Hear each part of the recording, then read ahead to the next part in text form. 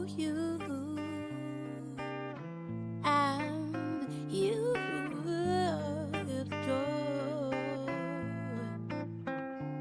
I start you too. You and you. What's good, world? Welcome back to Unload the Weight Podcast, where I'm your host, Logan Farrar, and I'm here to drop gems in the gym for your mental health and well-being. As you know, stress is always out to get us. But here, on this platform, we just create awareness, we rise above it, and we turn that pressure into power. Each and every day, we're trying to work to the top. And as we work to the top, it's going to be some new set of circumstances that we got to navigate through. And I'm here for it. So let's go. Let's continue to work towards the best version of ourselves. Enjoy. Yo, welcome back, world, to Unload the Weight Podcast. I'm your host, Logan Farrar. You already know I'm here to drop gems in the gym for y'all mental health and awareness. Today is a very special day. It is the first time I'm bringing a person on the show to interview because everybody ain't the same. Everybody don't think how I think. Y'all see Bess on the show. Everybody don't think how she think. Everybody don't approach their day how we approach our day. So it was very important for me to bring a different mind on the show. And I got my homie here, and he's different, man. I only hang around with different people because I'm a 1%. I gotta hang around with 1%ers. But as y'all see on many other podcasts, they introduce their guests, but I don't do that. You guys know that I'm a big believer in perception because I feel like how you perceive the world, how you perceive yourself, that's how you're gonna function. That's how you're gonna operate. If you think that you a winner, you are going to be a winner. You're gonna be shaped like a winner. You're gonna move like a winner. If you think you're a loser, well, you're gonna be a bum. So yeah. Jaquil Capel, aka Quill, the homie. Tell them a little bit about yourself, man. Who are you? How are you? Why are you built different? How did you get that way? I'm a former athlete, as you said, entrepreneur, father, husband, dad. All those things. I want to say, I guess the biggest thing that helped me kind of get to where I am today, a lot of perseverance, a lot of going through things, a lot Love of it. like I say, mental health things that you have to overcome and fix for yourself, coming from kind of the projects or wherever you want to call it, the hood, wherever you grew up at. So that's kind of how I got to where I am today, and I'm still journeying to get where I'm going. Most definitely good. Mm-hmm. So I guess our primary family, where we grew up in the house, that's how they prepare our primary foundation. Like our if we spiritual, if we go to church, if we clean, if we good at cleaning, if we good at joking, comedy, like our foundation, is our environment, our family. Like that's what makes up who we are. So you're an entrepreneur. You are a Division I athlete. Everybody can't say that. You are you just have a lot of good things going for yourself. Not to mention that you were a quarterback. You played in big games. Me and you talked before. You guys made it to the fourth round twice. Yeah.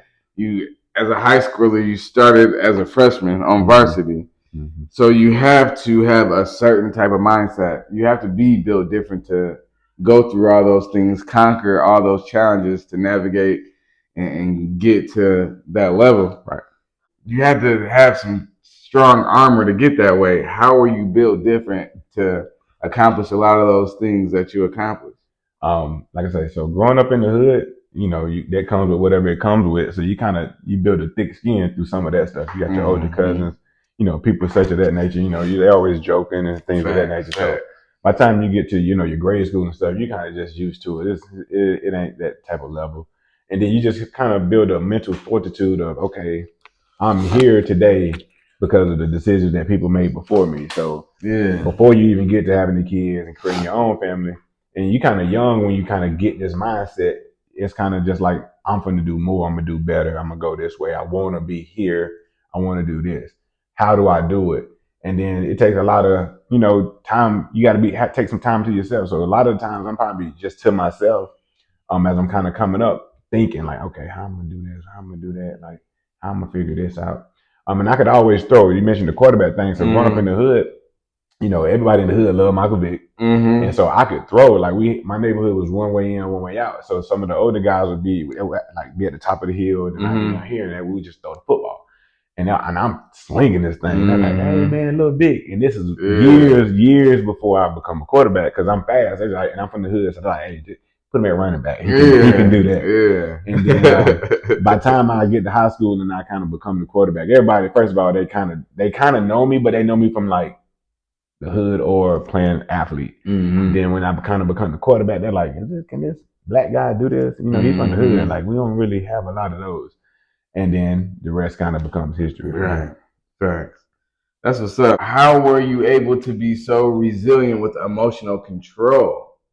Like, how are you able to control your emotions so well when you have a lot of, pressures to perform and things like that? Yeah. So I guess the start of that is like growing up in the hood, for example. My older cousins and people around, they're getting the stuff and making decisions that I think, even as a young kid, I'm like, man, you did that. Like, why would you go do that? Like, why would you even be into that? That's crazy.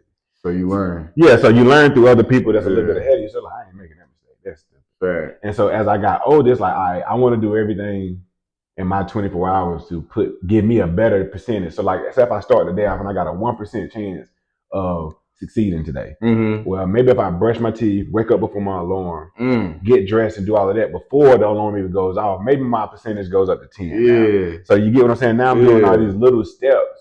Like, okay, now I'm probably at an 80%. By the time at the end of the day, I'm probably at 85% chance I'm going to win and get this done. Fair. And that's just kind of your mindset. And it's hard to say that as a kid, I knew what I was doing. I'm going to say I didn't know what I was doing. I just felt like this is better than what I've been seeing done. Fair. And this will help me get where I'm going. I love that. So you just learn from the people in front of you. I learned a lot of what not to do. Yeah. Like, okay, if I don't make that mistake, then maybe that'll give me a better percentage of getting, out of here. So. Have you ever find yourself in a situation like a peer pressure type situation? Yeah. You find that a lot. Yeah. Especially growing up like where I'm kind of from. Like my cousins, they're not doing the right thing. And then it's like, Quill, do this, Quill. This like, that's just real. Like, it's like, how you handle those situations, especially with family? Well, in the black community, if you don't do something, you getting caught. Man, you a pussy. Well, the difference with me was my mom, she wasn't going for that, for one, because everybody else was doing it, so she just made sure I wasn't. Okay. And then two, I actually worked with these guys a couple times. Well, really once. And I didn't enjoy the experience. Yeah. And I said, put me out. Take me home.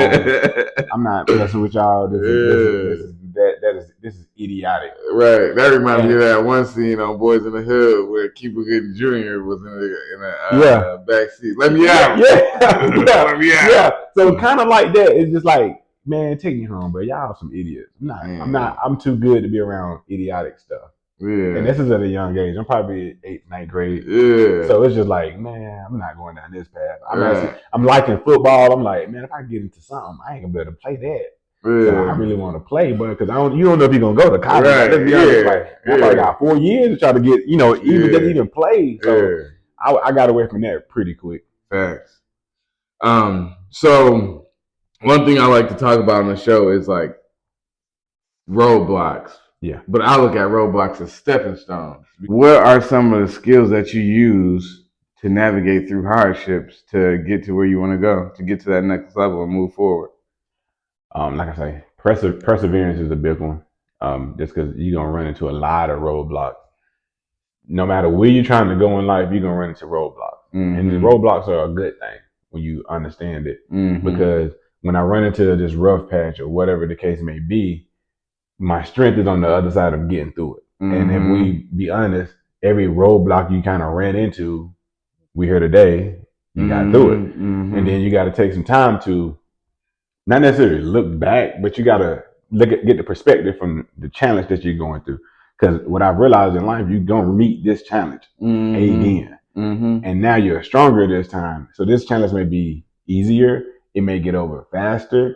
and you well more equipped. It's like taking a test at school over and over and over. So after I took it twice, I know A, B, A, whatever. You know the answers. You know how to get to the answers at least. So perseverance would be my biggest one on getting through it, and then really reflecting on how I got through whatever situation that was. That's a big too. I think that helps you practice gratitude and stuff too. Like oh man, yeah, I remember, man, dang, this, that, and the third. Like I've been in some wild situations. It was like, man, I'm gonna figure this out. Yeah. And then I figure it out. Yeah. So, but what are the tools that you use during those situations to figure it out? Is it talking to yourself? Yeah, a lot of that. I think me as a person, like I probably use my internal computer more than I use other people's computers. As far as I probably didn't talk about stuff a lot. I probably more so figured it out inside. Like, all right, how am I gonna do this? How would I may try to get an opinion here and there, but at the end of the day, we all get opinions, and you make it your one way of thinking how you gonna go about it, get it done, and then boom. What if something is like, man, like you said, how am I gonna get through this? Like it's tough. A lot of weight is on your shoulders.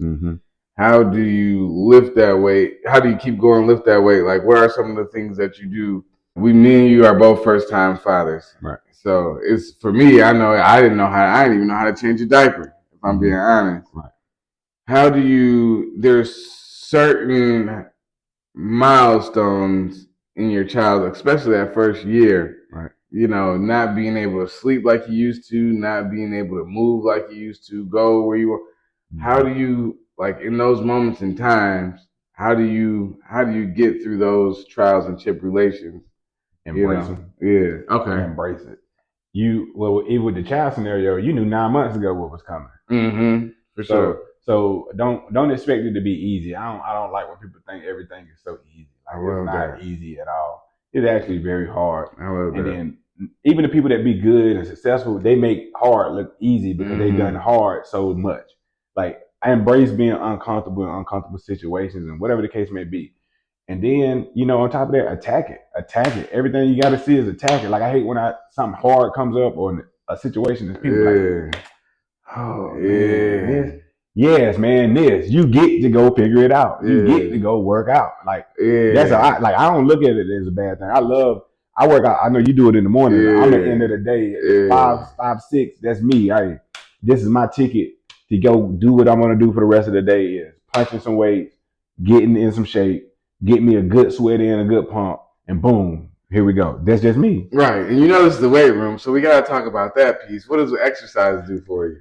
A lot, man. Like it gives me an opportunity to actually lock in and just be with myself. Like you're gonna get to rep 4, and rep 4 is hard, but you want to do a set of 8. Are you gonna punk out or you gonna damn do 8? And that stuff you transitioning to real resilience every day. Get you something hard to do. And the best way I would say to get you something hard to do without it having to be anything major is the weight room. Go in there and put 220. Don't start off with 225 if you don't lift weights. Right. Put you something on there that may challenge you and say, I got to get 5 of them. Yeah. Whew, it's going to hurt. It's going to be tiring. But you're a stronger, better person after it. That's that same obstacle that you ran into in life. And it only be like 30 minutes to an hour of your day. You don't got to do it that long. You really just want to put yourself in a position to be a better, stronger version of yourself. Yeah. And then I like the mirror here. It's you versus you, bro. Like stop looking to your left and your right. When we was in school, they said keep your eyes on your own paper. Yeah. That's a metaphor for a bunch of different things. Could you tell us, because I know sometimes life happens and we have to take breaks, especially, you and I both had patellar tendon surgeries. Right. Can you tell a difference in your self-esteem level? Yeah. When you don't work out compared to when you do? Man. How is that? So from the time that I did my knee to the time that I really got back in the weight room was really about probably sometime earlier this year. You can tell that because like you just drag all that stuff with you from the time that you stop working out, your eating habits, motivation, different things. You just drag with you that you don't know you're dragging with you until you actually get back into the weight room. Like since I've been back in, like I feel great. I have more energy, you know what I'm saying? I feel like my skin busting up a little bit more, you know what I'm saying? Like it's just things that come along with it. And then you get on this, now I'm trying to eat healthy, parfaits a little bit more and stuff like that. I'm cutting out different stuff out the diet. I'm like, okay, now this is who I am.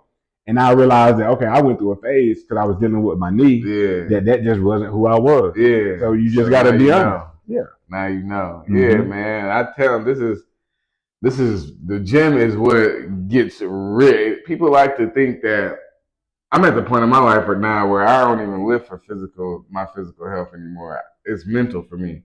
I get rid of the weakness, negative self talk.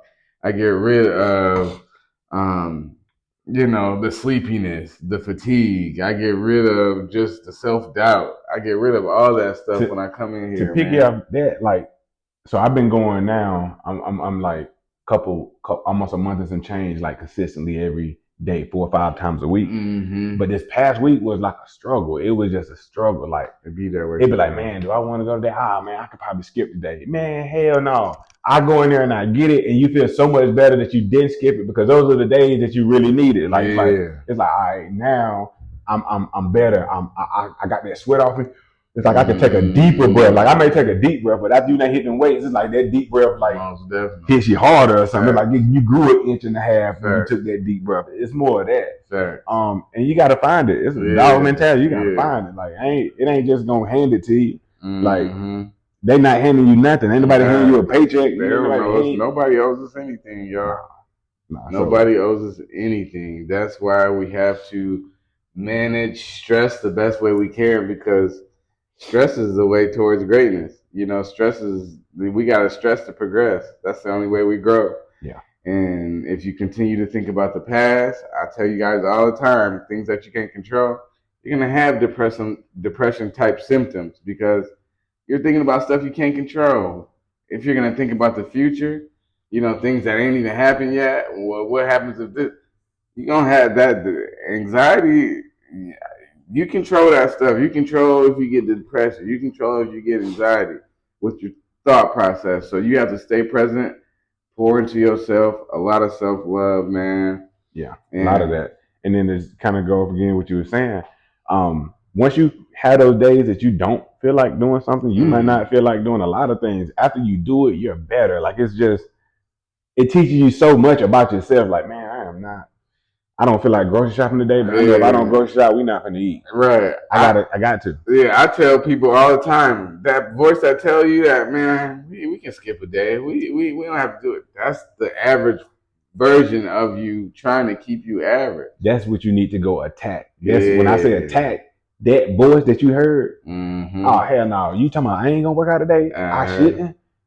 No, I don't care how bad the day going on, how much stuff I gotta handle. Once I get out this gym, I'm gonna be better than more equipped to handle it once I get out. Even if I do 15 minutes, I'm gonna get me an intense 15 minutes in, squatting, whatever going on, and then I'm gonna get to it. Like it just is what it is because I gotta answer to me first. Just like not getting up when the alarm go off or hitting snooze and stuff. Stop lying to yourself. Do it. Self-accountability. There you go. Self-accountability. Before we go, man, this is a mental health and awareness podcast. So, what do you feel like the best advice was you ever received to just navigate through this world and be great? Right. Okay. Maybe it's a couple of them. Okay. Be on mine. So one of them was get comfortable being uncomfortable. I didn't get what it meant when I was younger till I started getting in uncomfortable situations athletically. Because you like, man, I'm used to busting out these workouts, so that workout bust your ass. And so now you figuring out what it means. I'm uncomfortable as hell, but I got to get it. Right. So, and then that shit carried over to life, college, classes, relationships, people you meet, situations, business, now that I do more business. So it carries over to that. One of my coaches always told me, he was an ex-military guy, ex-basketball player. He was like, always put you some change back. I always put you some change back. I had just got out of college. He came by my mom's house and saw me and everything. I always put you some change back. I don't care what job it is, what you doing. Store you some change for the rainy day. Okay. It always gonna rain. I love that. So that was number 2. Number 3 was just always be yourself. I hate when people conform to the people that they're around. Right. And it sounds so weird. It's more so just saying like, and no matter where you at, be who you are. They either fuck with you or you don't. Right. Because you're gonna find your people, your tribe, whatever you want to call it. You're gonna find I love that. by just being yourself. Don't go hang around this person and now you're a big cusser, you're a big smoker, big drinker, then you hang over here and you're something different. Yeah. Just be you. Yeah. They either accept you for it or they don't. Okay. And that makes you more comfortable in your skin. Now I ain't trying to be you when I'm here and be somebody else when I'm over there. I'm me no matter where you see me in. No matter what I got going on. When you see me, you see Quill. You don't see, oh man, is that Quill 1 or Quill 4? Nah, that's Quill. Like I'm the same dude no matter what. Do life be doing different stuff? Your life do different stuff. So of course, So there you go. So those are probably my top 3. And then just one, just for the road, because we're on the podcast, is I'm a big quote guy, so I like how you got the quotes and everything. Oh yeah. Find you a quote, either whether it's a Bible quote or just something that somebody said and that junk resonates with you, and you stick to it. Read it every day. Put it up somewhere or something. Like, I'm a big quote person. This is my thing. I like quotes. Quotes have those metaphors and those meanings. It's a mood booster. It boosts your mood, especially when you're lower. Yeah, so those will probably be my 4. And since I'm at 4, I might well do 5. Right. Just to give you top 5 quotes or whatever. And then the 5th quote, I guess I would say is, when I'm coming out of high school and entering the college. So like I said, I grew up in the projects. I go to a country school and everything. So now I'm about to leave out the little pond and go to the big pond. And one of my coaches, kind of like a mentor, he was just like, take up space in the room when you go these places. What taking up space in the room mean? It hits on, like, I think number 3 was always be yourself. I'm always me. So when people see me and they know who I am, that's because they know who I am energy wise. Like, oh man, Quill, I know Quill. That's my dog. Like Quill, hey Quill, because I'm that person from the time I started becoming a quarterback to the time I became a good, decent player, to the time I got scholarships, to the time I went on these visits and met all these dudes I know in college, to the time that I got on the college campuses and I'm meeting people that's not athletes that's like, oh man, I fuck with that dude. Yeah. Hey, and I'm now seeing people like, hey dude, what's up? I don't even know their name, but I know your face. We know energy. What's good? I'm having a whole conversation. I don't even know my man's name. But you cool people. I'm gonna get your name. What's your name again, bro? Yeah. Oh, all right, cool. Yeah. How you spell it? Oh, how you spell it? Because I know got your name. Man. I'm gonna make you feel comfortable. Yeah. I'm fucking with you. So those are my top. Okay, I appreciate it, man. Them some good ones. Like I said, I love, you see the quotes around here. They mood boosters, man. Like I said, every time you feel like you're fatigued or want to quit, them quotes, you can talk to yourself and say and tell them to yourself, and it'll get you where you need to go. So I appreciate y'all for tuning in. First interview of Unload the Weight podcast of the year. I hope y'all love it. Like and subscribe. And just keep improving, keep progressing, keep being the best version of yourself. Until next time, y'all. Let's get strong.